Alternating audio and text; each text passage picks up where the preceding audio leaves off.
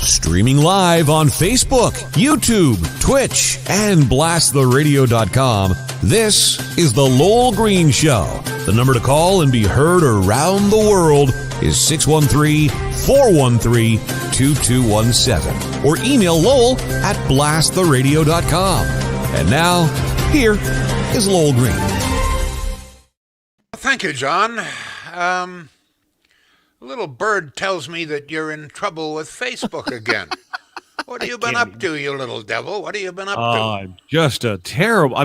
Why you continue to do business with me, Lowell Green, I will never know. I had the audacity yesterday to post a reply to, you had posted on your Facebook saying that you were looking for new sponsors. Right. You're always looking for new sponsors, right? Sure.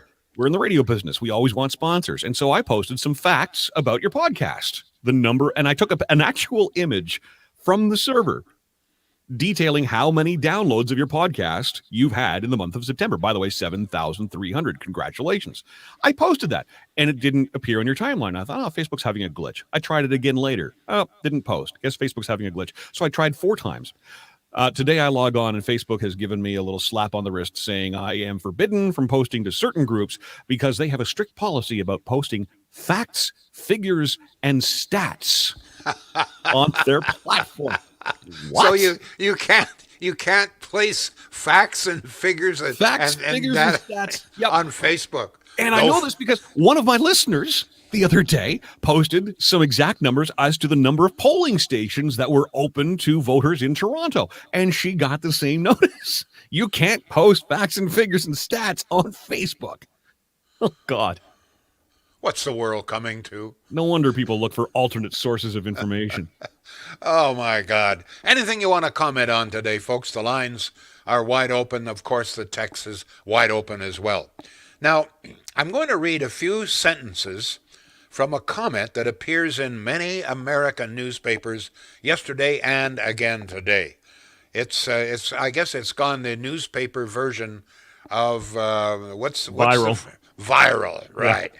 So this comment, I'm going to tell you right now, it's written by Leonard Pitts, Jr., apparently very well-known, very highly regarded columnist in the United States. And I can't read the whole thing. It's quite long. It is. It sums up the feelings of many of us. And it certainly sums up my feelings in this behalf, okay? Now, I must tell you this, that after reading this, I'm going to drop the whole issue of anti-vaxxers because it has become very apparent, very obvious, that anti-vaxxers are the only ones in our midst who have the truth. The rest of us poor schmucks out here, we are nothing but just gullible sheeple. So the anti-vaxxers, they have the truth. So you can't argue. I mean, if they have the truth, there's no sense in trying to argue with them. So that's it. But I've got to read this comment because it sums up so well, I think, the sentiments of about 85-90% of the Western world, as far as I can see. So here are just a few lines from Leonard Pitts, Jr.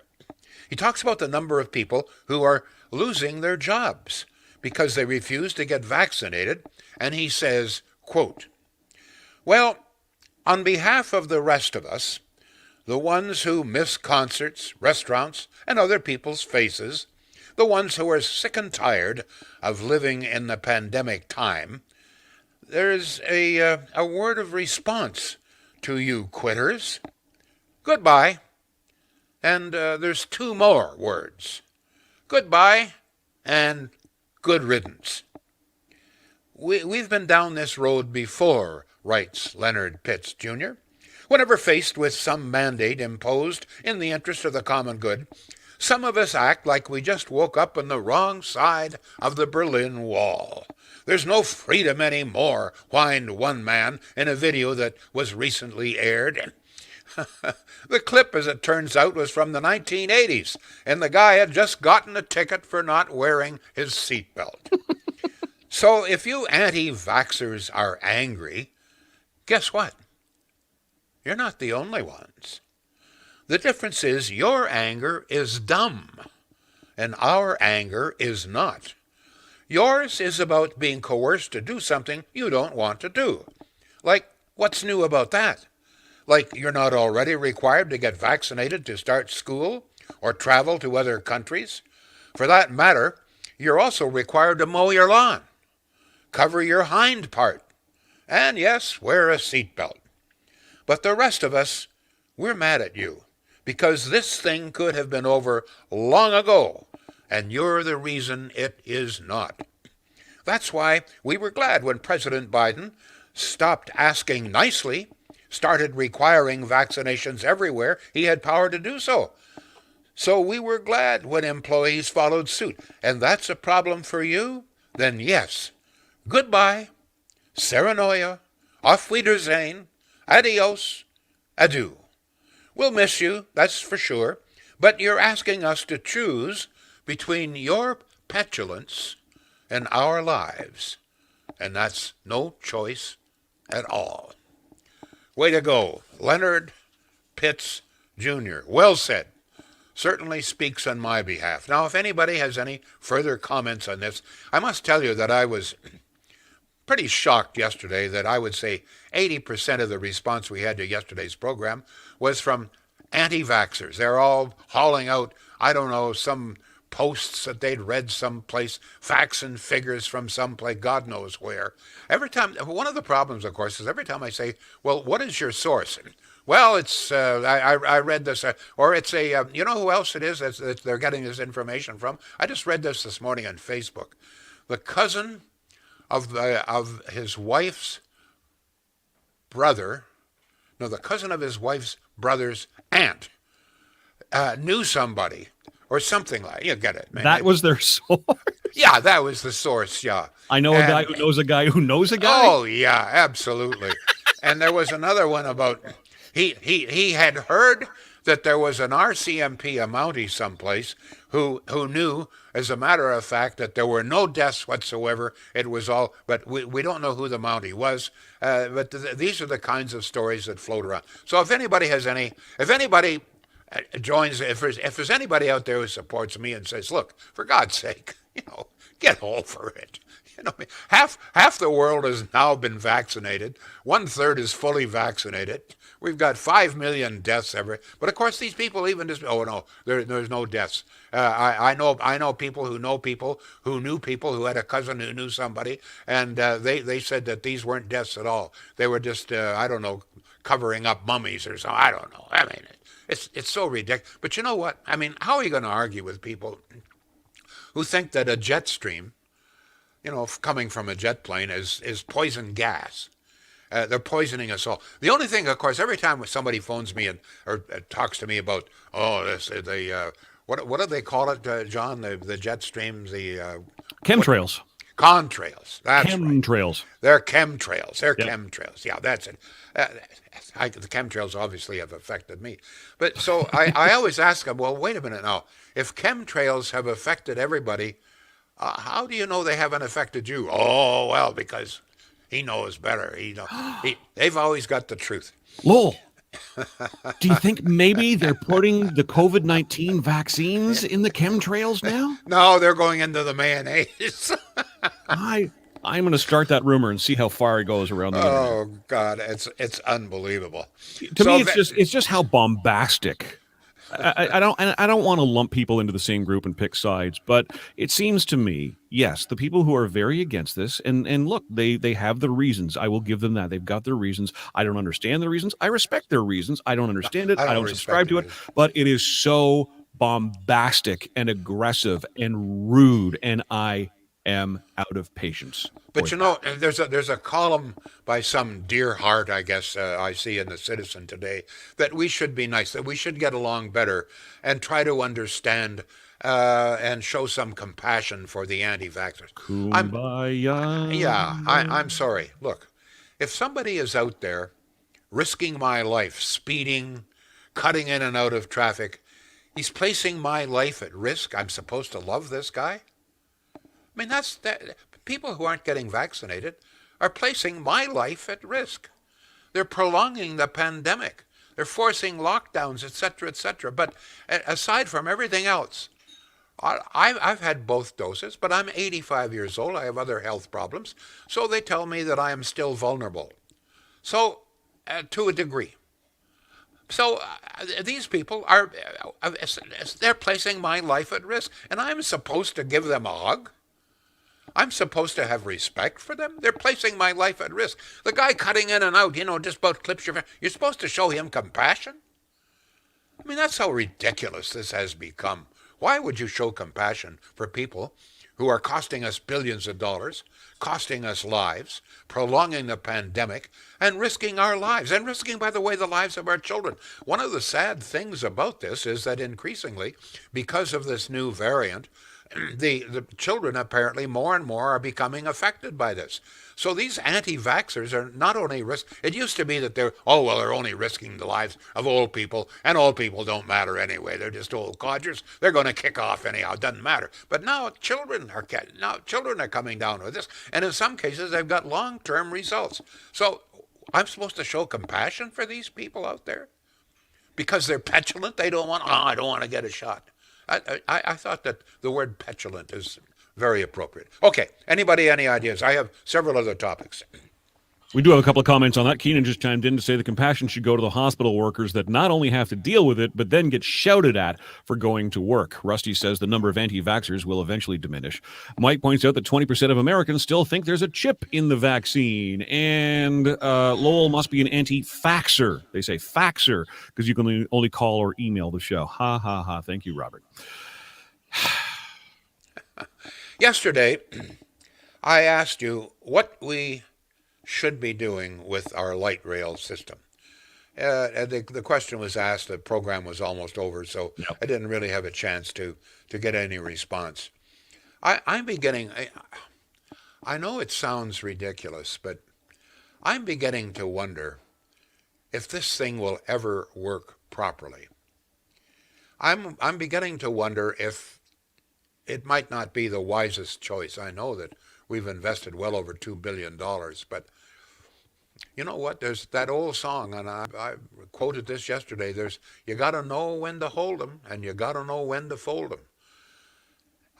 I'm not sure that this thing will ever work right, or ever work properly. And by the way, I would be very, very surprised if we have light rail operating in our city before November.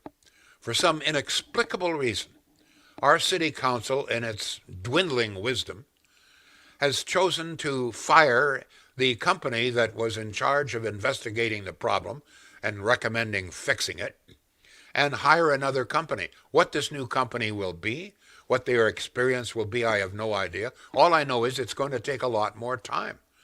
So mark my words, I would be very surprised if, in fact, we see operational light rail within the next month. I don't think we're going to see it until November. And I think the question now begins to arise, will people ride this thing again?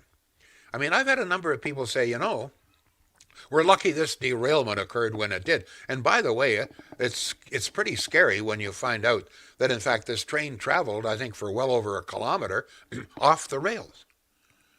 So what would, excuse me, people are asking, thank God nobody was injured, but what would happen if this thing derailed at high speed in one of the tunnels or something? What can we do here? Is there any answer whatsoever here? Will this thing, do you think, ever work properly? And I know that the blame game is not going to gain anything, but surely to God, at some point, somebody, someplace, somehow, has got to start accepting some responsibility here.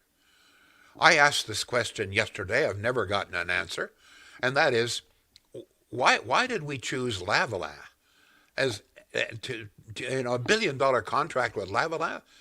This is a scandal-ridden company, and was when this contract was awarded. I mean, it was found guilty of bribing here and bribing there, new charges and so forth. Why would we deal with this company? Did somebody here get bribed? I don't know. I mean, I'm not making any accusation, but the whole thing just doesn't make sense. I mean, I mentioned the fact that there are light rail and various forms of high-speed commuter transit around the world that have been operating for decades with no problems. The Montreal system is 78 kilometers in length. It's got something like 35 or 40 stations. It's been operating for 55 years with no problems. The Montreal Metro has had fewer problems in 55 years than we have had in 2 years. And not only, but and actually, there's a couple of editorials growing. I think there's growing concern in the media. Thank God, the mainstream media, that we're not being told the truth here. Every time we want to get an answer, we don't get it. There's some really interesting questions. I get this little Community Voice West Carleton newspaper, and the editorial I thought is very well done. Let me just read you a couple of the questions I think need answering here. If I can just find the editorial here, I should have had it ready. It's all right. But as usual, oh my goodness. That's okay. Some of the comments Here coming we in are. right- Here we are. Go, yeah, read some comments. Yes. I think Lowell answered his own question. They chose Lavalin because the company. It was not what, but who you know. William says LRT is an embarrassment considering it's the nation's capital, main source of public transportation. Let me see. Perhaps council should have taken the time to read the contract and educate themselves on the system before blindly approving it, says Anne. Keep in mind that OC Transpo has a new general manager from Montreal. The comments from David. Chrissy says this brings a whole new meaning to Ozzy's song Going Off the Rails on a Crazy Train. Let me see. Murray regarding anti-vax and that whole conversation earlier. This is what's wrong with the world when there are people that are criticized for thinking outside the box. Talk about the new world and understand the agenda. Murray. I have to. This is from an editorial written, as I say, in our little community newspaper. Asked some very, very interesting questions, important questions. It says, Alstom delivered parts to Ottawa, and the trains were assembled here. Were they properly assembled? Who was contracted for their assembly? And what is the warranty, if any, for proper assembly? Who was responsible for oversight and inspection of the train assembly? Which contractors or consultants or city inspectors were responsible for signing off on inspections and quality control? Do any entities such as the city, Rideau Transit Group, or consultants carry liability insurance for negligent performance of their responsibilities? To what extent has the city held RTG, subcontractors, consultants, or any other entities liable for any deficiency? The time is now for full transparency. Some very important questions. I didn't know that these things had been assembled here in Ottawa. These questions have been asked many times, but I don't think we've ever got answers. John, I've got to get a word in here for our good friends at Shields. Yes, you do. Once again, I just want to remind you folks that come the new year, and the new year is not that far away, in all probability, a number of the appliances that you normally would buy probably will not be available. It's because the government has deemed that as of January 1st, all appliances sold in Canada must be Energy Star level. Now, the Energy Star is a sort of the Cadillac version of these appliances, and in many cases, energy are very rare and in this country, Energy Star, and very expensive. So I just want to alert you to the fact that in all probability, a number of these appliances probably will not be available in Canada, at least not for a while.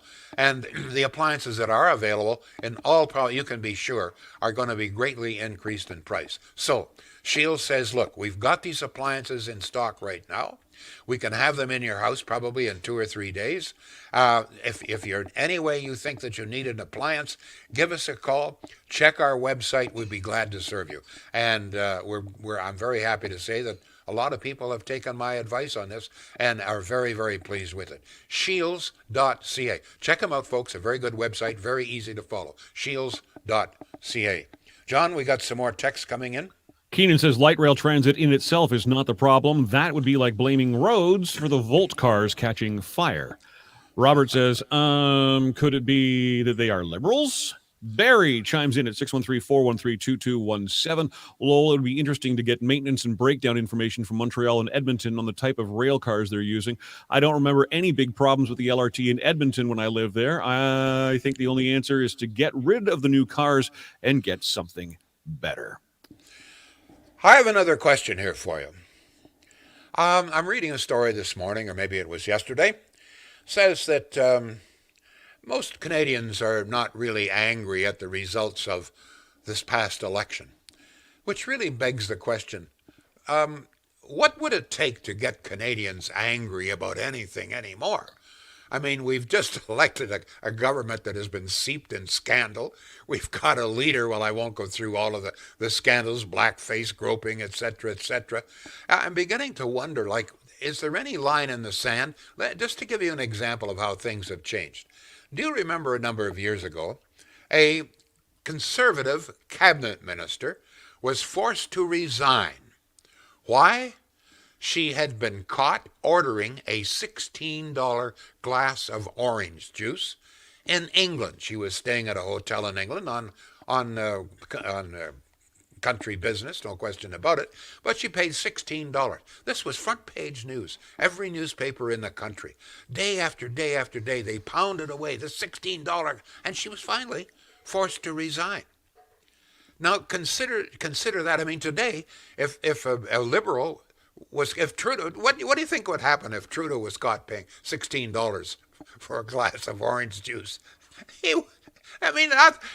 Let's face this guy. Here is a guy who has spent probably over $1 million fixing up Harrington Lake for his wife and family, taxpayers' money. He spent thousands of dollars on a swing set that you can buy for about $1,500 or even less at Costco or whatever the hell it is. And nobody gets upset. $16, if it's a conservative, $16 glass of orange juice, that's it. You're finished. Your career is finished. You're absolutely disgraced. You're thrown into the slough of despair. Hey, thanks to his policies, I think a carton of orange juice is now worth at least $16 at the grocery store, isn't it? I don't know, but it really begs the question. I'm just wondering. It's kind of funny in a way, but in another way, it's a little bit disconcerting, because have we lowered the bar of expectations so low in this country that we are prepared to accept almost anything? I mean, here is the sole Liberal candidate who won in Alberta and Calgary. He is caught videotaped stealing mail from people's front porches. But nobody seems very upset about it. The guy is a thief. He's going to soon be here in Ottawa making laws for the rest of us, and he's a freaking thief. It's not so much the event, but the fact that we are prepared, apparently, we are prepared to accept this. Yeah, here's a video of the guy. This is the candidate. This is the guy, the winning candidate. He's at a conservative's house. He's got a conservative sign outside. He is taking his material out of his mailbox and putting in his own. His own is the material in the guy's mailbox told him where to vote. And what he did is he moved that and he put his own stuff in, which gave him a place to vote 18 kilometers away. And we don't know how frequently that happened, but nobody seems all that. Oh well, so we have a thief in the House of Commons. And as another example of this, there is growing agitation in this country to legalize all drugs. Now I remember the fight we had when it came to legalizing crack, etc. I fought against it. Vern White, who was police chief at the time, he fought against it. We were promised, this would really help. But, I mean, the fact of the matter is drug use has just done nothing but gone up. We know what's happened in Vancouver. The more of these so-called safe injection sites that they install, the more drug problems you have. But the answer still apparently is, well, let's not make it a crime. Let's have all drugs. You can take all drugs legally. And you know what? This is going to happen. What's next? We're going to legalize bank robbery, child pornography. I'm just wondering, how low we are prepared to go with our expectations. John, any more texts or emails or anything coming in? Absolutely. Lowell, maybe for the next election, the PC should have a mantra of sunshine and lollipops instead of being negative and how bad things are with the nation's economy, etc. They should be smiling while saying we are happy to deal with the government debt and deal with the government debt and want to clean it all up nice and spick and span. Being mad and negative is not working. Keep it positive and get the women and millennial Well, vote. actually, to be honest with you, O'Toole was pretty positive. But let me point something else out. The former leader of the Conservatives, Andrew Scheer, you know what the big complaint about him was? He smiled too much. Remember that? This was the big complaint. Everybody was, why he's smiling all the time. I don't trust him. He's smiling too much. So you can't win. If you're a conservative, let's face it, you can't win. If you're a conservative, you order a $16 glass of orange juice. That's it. It's curtains. But if you're a liberal, you can steal people's mail. Pod problema. Go ahead, to paraphrase one of the comments from one of your posters moments ago, maybe if he did it in blackface. Anyway, Cheryl says, hate to say this, Lowell, but the people of Canada seemingly don't give a flying fox fart. Sad to say, Canada is no longer the country we once had. A comment earlier said they seem to get mad at Jason Kenney. That's true. Keenan, where's your comment? Let's put that up on the screen again. Cheryl Gallant keeps her job no matter what. She could claim that orange juice carries lizard Illuminati computer chips and she'd get 90% of the vote. There aren't two standards. Sorry. Sure as hell are. I mean, that's a silly argument, okay? First of all, you don't know. And secondly, I'm going to tell you, I know Cheryl Gallant. She's too smart to order a $16 glass of orange juice. And if she did, she'd pay for it herself, okay? But I mean, to throw at arguments like that and claim that this means that the Conservatives are just as bad. How many scandals has O'Toole been involved in? Go ahead, John, please.